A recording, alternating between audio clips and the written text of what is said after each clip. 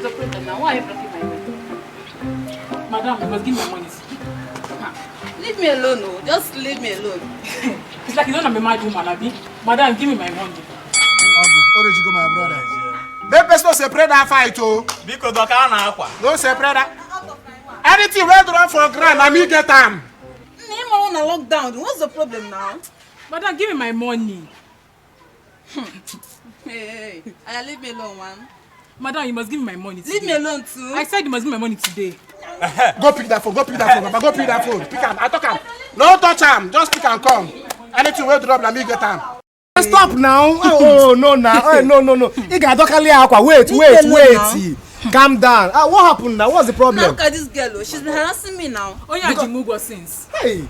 Now what, my dear, calm down. Even okay, you now. See, you don't know say lockdown day. Come on, we got everywhere the time. Street, man. Hey, onye ekulugo. She will pay your money. Oh, even the yard man country now. Oh, just don't worry. Gaba. Ezibo nwa. Look at her. Ezibo nwa. Hey. Wow. Hey, come on. Say boys. Come on. Good afternoon, sir. No, but wait. Now I understand now. As I want where you be as Oloye. Chairman now. Mbaka mpucha alo na. Who are you? You don't exist. Who you? Aga who you? What did you do? Okay, what if you did? Okay, people when they fight for my own area, when we supposed to correct anything, we drop. You can't separate them. Wait, ask who one. No, who you? Come on, man, who you? They were fighting now. You know fighting is not good now. On a you go.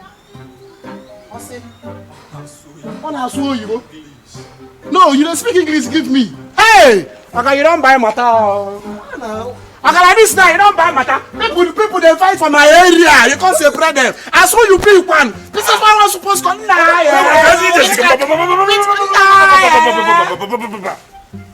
Yeah, what's up you now? What's up? I didn't do anything, no. Everyone the CBC wahala. Two babes just they fight for my own area. I did not see they be for streets. Anything we drop. Thank you. Phone don't drop. I don't wait for another thing drop. This muku, this Juma from nowhere. Can't separate them. I saw no. I saw the better where you be now. Why you now? Where you be? Come here now. Why they mumu now your fight? Something to do for you. Small boy like you. I didn't know. I'm not being mad. Don't look like they here. Just they come now, see how they do. I say, my account is kill you. You get anything here? That guy go collect to. Oh no, but cool down first. Means about 2,200. Sir? Don't worry. Don't worry. See what you got. Yeah? Just the if you see fight next time, no separate time, no be your fight, yeah? Don't worry, try to go. They go, yeah? Don't worry. Thank you. Not even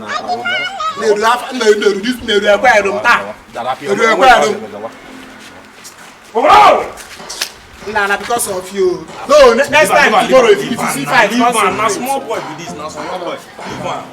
Oh yeah,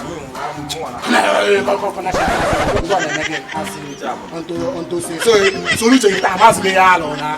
My matapa you come and see. Collect wait now so. Na me bring the water hold 200. No, carry all of them now. So we where they here since come and see that. You go be like that now. At least this money to give me. Give me that phone. Kangle phone now. Buy am now. Give me money now. Give me money now. Buy the work back. Can you 200? How fast do we hear of this? Can't you go Gawolo? Can't you Gawolo na? This is it one. Can't you go white? Na na kwa na anya o. Mu agbaze aka na.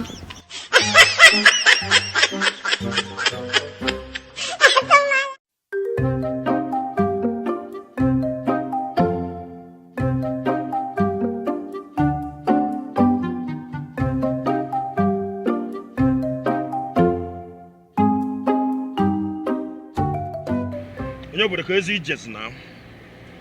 One the crazy just. Kazi kisi likata likwa onye nke. Lizzie my brother. I capus your phone. On your book, I feel you are daily on a leon with her. One neighbor go kwambu. And an ifan na gwageba kwambu. Eba kwambu, mbari film, man kill queer. And an ifan na gwage. In a field is the deputy Jesus. By on your book, was your when the Cambodia also. One neighbor na look and na low. Wagazente Campiari Cosi. I'm here, come on, give me my argument. Okay, so on your 48 hours can you legi? Oh, but who you be or dog on you 48 hours. At the turn of phone to my brother, Mobile. And we'll come if I'm. What?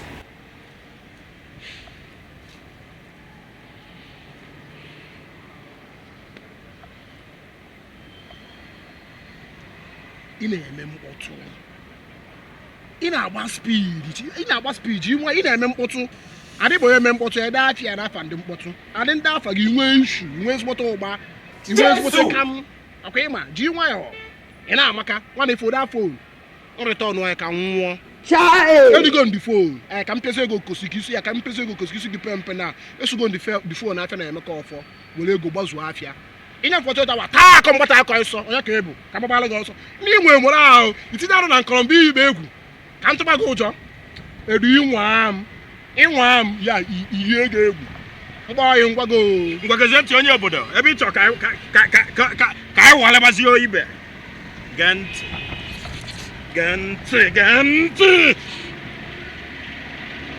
One day, Twom. Imagine the unquem. Continue.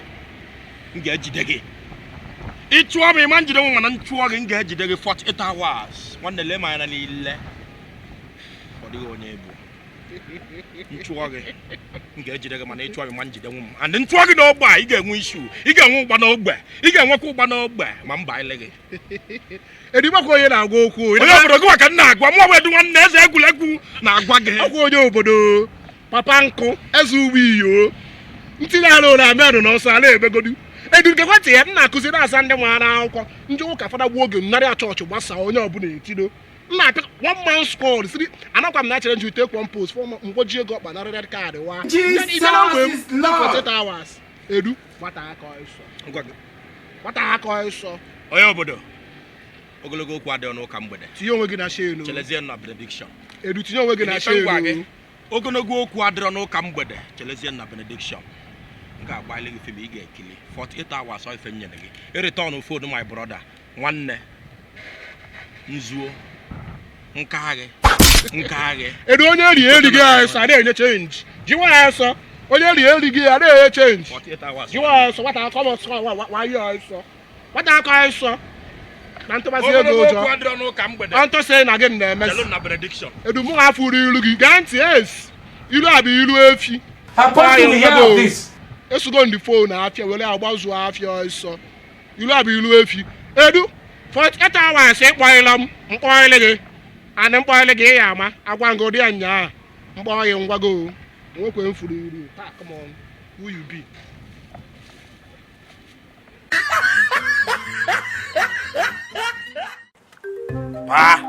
General market. General market. Continue last card, check out one of yours. You go collect us. Let me go buy Donchester. Nobody know that cigar. You don't hear now. I know this thing go now. Go buy buns. Donchester, where? Donchester. Okay, who they are? Yes, what do you want to buy? Give me breast. Cigar. Which type? Anyone. Donchester. General market. Continue last card, you take up everything, take up. Now I like it. Yeah. Tell na dey here. I tell this guy buy me Donchester. This thing na Donchester. Come on, you are so kind. You go buy the best. Now go change am. Go change and come. Come. Good day. What do you want, bros? Give me Igbo. Ah, wow. Onye obodo. Onye obodo. Sit down. Onye obodo. But anyway, I do. One of my friends with this. Hello. Chioma. Chioma, meet my guy, Noni. A very big boy, you. He just entered town. He build the hotel. What will I offer you? Water. Noni, I'm coming. Let me get out.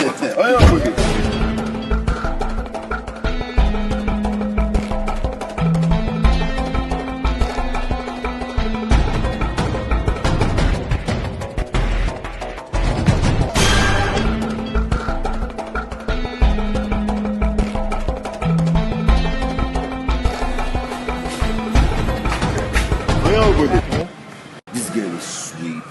This girl is fucking beautiful. Onyobodo, you have to give me this girl. Leave that girl, no. That girl go corona. You know they come back from quarantine, no. And I mean, say, I just carry a small breeze, touch her now. She dey go back to quarantine like this. Mama!